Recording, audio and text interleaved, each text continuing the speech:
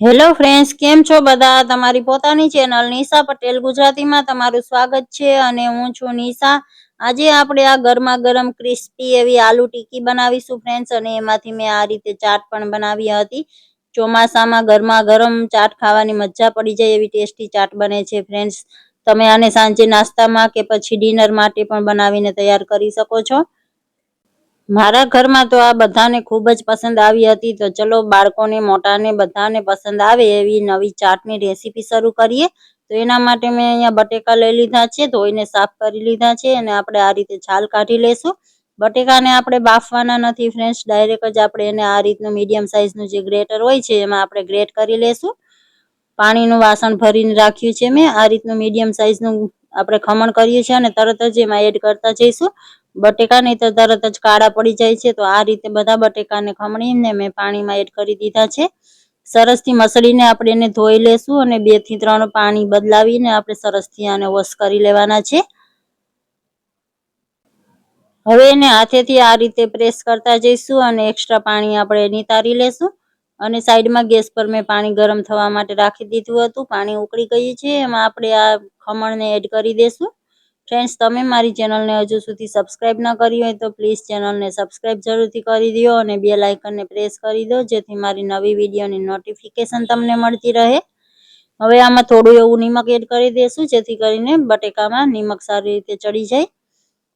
આ રીતે મિક્સ કરી દીધું છે. ગેસની ફ્લેમને હાઈ જ રાખી છે ફ્રેન્ડ્સ. આપણે આને એકદમ વધારે કૂક નથી કરવાનું. બટેકા ગળી જાય ત્યાં સુધી આપણે એને કૂક નથી કરવાનું. બસ 4 થી 5 મિનિટમાં જ કૂક થઈ જશે. ઉપરથી એક્સ્ટ્રા ખીણ મેં કાઢી લીધા હતા અને આ કોઈ પણ વાસણ ઉપર આ રીતનો ગળણો રાખીને આપણે હવે ખમણને આની અંદર એડ કરી દેશું. આ રીતનું ટ્રાન્સપરન્ટ થઈ ગયું છે, તમે જોઈ શકો છો. પણ એકદમ મેશ થઈ જાય એટલું કૂક આપણે એને નથી કરવાનું. હવે આ રીતે પાણી નીતરવા દેશું અને હાથ લગાડી શકાય એવું ઠંડુ થઈ જાય ત્યાં સુધી આપણે એને રેવા દઈશું. હવે આ રીતે થાળીમાં મેં એડ કરી લીધું છે અને આ તમે જોઈ શકો છો આટલું એક્સ્ટ્રા પાણી વધ્યું છે. હવે આપણે આમાંથી ટિક્કી બનાવવા માટે બાઇન્ડિંગ એડ કરવાનું છે એમાં. તો બાઇન્ડિંગ માટે આપણે લોટ એડ કરીશું. તો ટિક્કી આપણી ક્રિસ્પી કુરકુરી બને એના માટે મેં અહીંયા ચોખાનો લોટ એડ કર્યો છે ફ્રેન્ડ્સ. એકદમ બારીક વાળો લોટ છે આ. તો આ રીતે 2 મોટી ચમચી ચોખાનો લોટ એડ કર્યો છે અને 2 ચમચી મેં અહીંયા કોર્નસ્ટાર્ચ, જે કોર્નફ્લોર કહીએ છીએ આપણે, એ લીધો છે. આ રીતે કોર્નસ્ટાર્ચ આવે છે, રેડીમેડ પેકેટ આવે છે, એ 2 ચમચી એડ કરી દેશું અને આ રીતે હળવે હાથે આપણે મિક્સ કરીશું. બટેકાનું ખમણ સરસથી આ લોટથી કોટ થઈ જાય અને આ રીતનું જે થઈ જાય ત્યાં સુધી આપણે એને એડ કરવાનું છે. જરૂર પડે તો વધારે થોડો કોર્નસ્ટાર્ચ 1 ચમચી એડ કરી દેવો. હવે આ રીતે હાથમાં ફેલાવશું અને આ મેં કાજુ બદામ અને કિસમિસની કતરણ લીધી છે, ટુકડા કરી લીધા છે, એને આ રીતે એડ કર્યા છે. આ શેકાઈ ગયા પછી ટિક્કી ખાતી વખતે બાઈટ બહુ સરસ લાગે છે ફ્રેન્ડ્સ. ડ્રાયફ્રૂટની પસંદ હોય તો તમે એડ કરી શકો છો, નહીંતર એમને પણ બનાવી શકો છો. આ રીતે પતલી એવી ટિક્કી બનાવી લેશું આપણે, બહુ વધારે મોટી નહીં બનાવીએ. આ રીતે બધી ટિક્કી આપણે તૈયાર કરી લેશું. હવે ગેસ પર મેં તેલ ગરમ થવા રાખી દીધું હતું. તમે આને તવા પર શેકી શકો છો ફ્રેન્ડ્સ, અથવા એર ફ્રાય પણ કરી શકો છો. નહીતર આ રીતે કડાઈમાં થોડું એવું તેલ લઈને આપણે એને આ રીતે ફ્રાય કરી લેશું. ગેસની ફ્લેમને હાઈ જ રાખીશું ફ્રેન્ડ્સ, કારણ કે આપણે ટિક્કીને એકદમ ક્રિસ્પી કરવાની છે. અને બટેકાને આપણે 50% જેટલા કૂક કરી લીધા છે. બટેકા એકદમ કાચા નથી, તો આ જલ્દીથી કૂક થઈ જશે. ઉપરથી આ રીતે તેલ એડ કરતા જઈશું.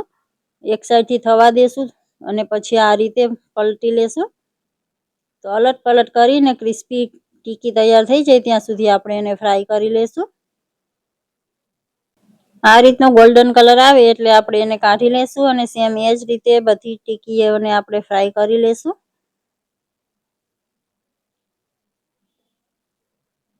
તો હવે આપણે આ ટિક્કીમાંથી ચાટ બનાવીશું ફ્રેન્ડ્સ. તો આ રીતે ટિક્કીને થોડી એવી ક્રશ કરી લીધી છે મેં. ગરમા ગરમ ટિક્કી ઉપર આ રીતે મેં મીઠું, દહીં, ખાંડ એડ કરીને દહીંને ફેટી લીધું છે. જે આપણે દહીં વડાને એવી બધી રેસીપી માટે જે રીતે દહીં બનાવીએ છીએ એ રીતે મેં આ દહીં બનાવ્યું છે. એને ઉપરથી એડ કરીશું આપણે. અને આ ખજૂર આંબલીની મીઠી ચટણી એડ કરી છે મેં. અને હવે ધાણાની તીખી ચટણી છે, આ ધાણા મરચાંની તીખી ચટણી છે, એ એડ કરી લેશું.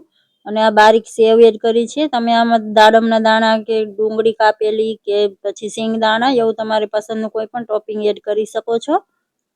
તો એકદમ ચટપટી એવી આપણી આ આલુ ટિક્કી ચાટ બનીને તૈયાર છે ફ્રેન્ડ્સ. તમને મારી આ રેસીપી કેવી લાગી?